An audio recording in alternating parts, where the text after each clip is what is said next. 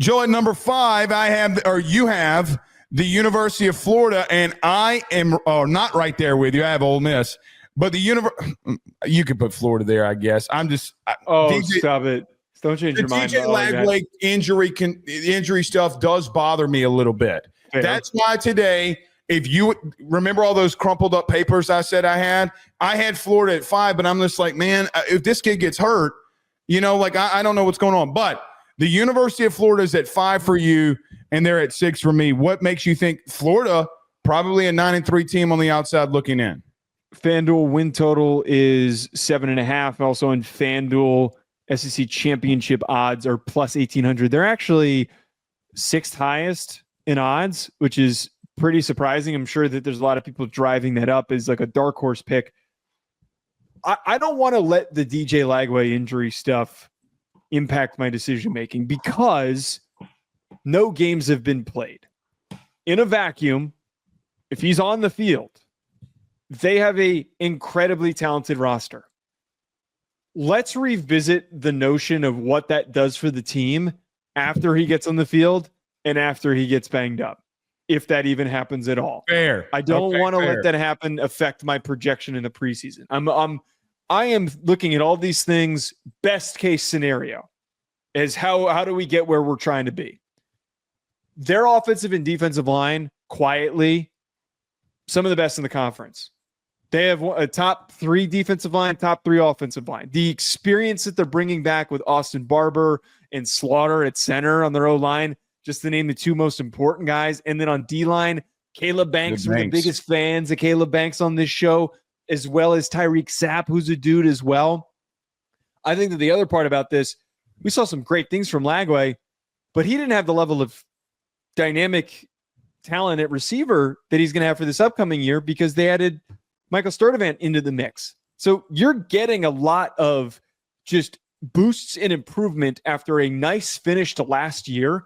That's why I think that Florida ends up being 9-3, but the tough schedule is probably going to bite them at some point, which prevents them from being a playoff team. Is Florida a team, because of their schedule, if they go 9-3 and they lose in the outside the conference, that you can make the justification to get into a playoff? I know Pate brought that up, and I think that it would be one of the first cases that I would feel comfortable going, put them in there over a Big Ten team. Then let's just not even say a Big Ten team. Like, hypothetically, even inside their own conference, right? Because you could lose to one of these teams outside the conference and it not really mean anything, but you dominated some of these bigger teams inside your conference and you got 2 losses. So Florida's schedule is that tough. Joe, I'm with you, and I understand if we're going to do the in the vacuum of DJ Lagway. Okay. You're correct. They probably need to be 5th on this list. But you can't. Let me not say you can't. I can't. Okay? Because there comes a level of concern when I talk about them that, Joe, last year they had to go to a backup quarterback. It was him. Graham Mertz got hurt. Sometimes season derailed. I am cautious about what's going on with him. However, if we're going to do in a vacuum, Joe, you talk about their offensive line and defensive line. I thought at the end of the year when they didn't fire Billy, you just saw a different team. The question becomes offensively with Jaden Ball, who's now going to be your lead back, some of the receivers that you got back. You bring in Dallas Wilson. Is he an electric freshman wide receiver like we saw 2 guys last year do it? Is he going to be one of those guys? We'll wait and see. They just return a lot. They are a lot better in their front 7 than people understand and want to give them credit for. It's how they beat Ole Miss down the stretch. It's how they won all those games down the stretch. I understand the last time that they lost, it significantly was against Texas and DJ Lagway wasn't there. Joe, I need to see DJ Lagway make some better decisions. The reason I don't have them in a playoff versus some of these other teams is I thought defensively sometimes last year when they went on that little bit of a stretch to end the season on a very positive note, the defense bailed them out and won those games for them, whether it be Ole Miss coming down with a couple of interceptions against Jackson Dart, coming up with the big plays against LSU, whatever game that you want to point out that got them to 8 wins the season ago. The bottom line for me is I do think that DJ can take that next step. He's got a lot more weaponry. The thing for me is, in having them at 5, that means they're better than Ole Miss. That means they're better than South Carolina, A&M, Missouri, etc. Joe, I don't know if I trust them more than the talent that's on these other teams with their head coach. I think for me, when you get from 5, you get all the way down to about 10 in the SEC and on our list. Joe, put them all in a hat and shake it up and let the best teams win. Because quite honestly, I got so many question marks, and Florida's one of them. Now, don't you dare say that you're one of the biggest fans of Caleb Banks. I am now. That's my favorite player after you were pointed out to him on this show. I'm just throwing that out there. But no, I found him on my own. No, you didn't. There are 2 defensive linemen that could be first-round dudes. I don't care about the stats with Caleb Banks. Turn on that damn film. Joe, they're really talented up front. And that's why you have a lot of hope with them, because of how talented they are up front. You win games in any big league by being able to stop the run and run the damn football. Joe, I saw a really tough team at the end of the season. And if they can continue to be that and do that, they might be knocking on the door of some of this. The big part with me is you have these past couple years of struggling with Billy Napier. A lot of these guys stayed. A lot of these guys stuck around. They didn't lose the game after they said they weren't going to fire him. I mean, the Texas thing, but Lagway wasn't there. They didn't lose, brother. You want to talk about buy-in?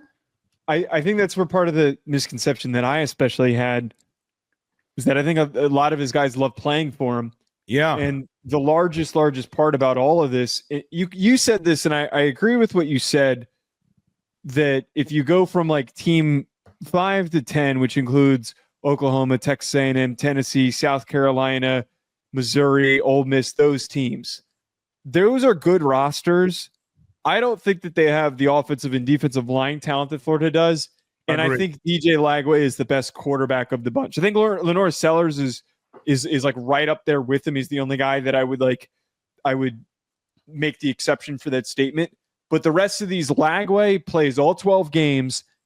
He is going to be at a special level. I really think that he will be. He is one of the few guys, we talk about like sophomores. How many sophomores are actually take over college football? Well, it's the guys that get to play a little bit their freshman year and get to go out there and make mistakes and go get blasted and hit and suffer injuries or whatever. Go through the bumps and bruises of being a college player. And then now they're ready to step up to the plate. I'm just praying that he stays healthy, because if he does, this will be a special season. This will be a momentum builder. If they go 9-3, that opens the door for a huge season in 2026. And as you just said, you go 9-3 with this freaking gauntlet of a schedule, it will be the first 9-3 team in any power conference to bypass all other teams. Like, they should absolutely deserve to get in. I don't want to hear the bullshit of they only won 9 games. That is going to be a blind, stupid statement at the end of the year. With the schedule that they're about to face, the hardest schedule in the country, that will be the dumbest statement that anybody can make. And I promise you, I will clip this and I will save it for when we come back to talk about this at the end of the year. And I'm just going to go and comment it underneath people's posts where they're saying Florida shouldn't be in. I'm just going to go back in here and say that is a dumbass, blind, ignorant statement, because you're ignoring the fact that they're going through such a difficult schedule. The reason I had Ole Miss ahead of them is based off of pure opinion and me being an Austin Simmons stan account. Okay, but the rest of their roster is Don't care. Here's they lost their whole line, D-line. Like, what do they have besides Austin Simmons?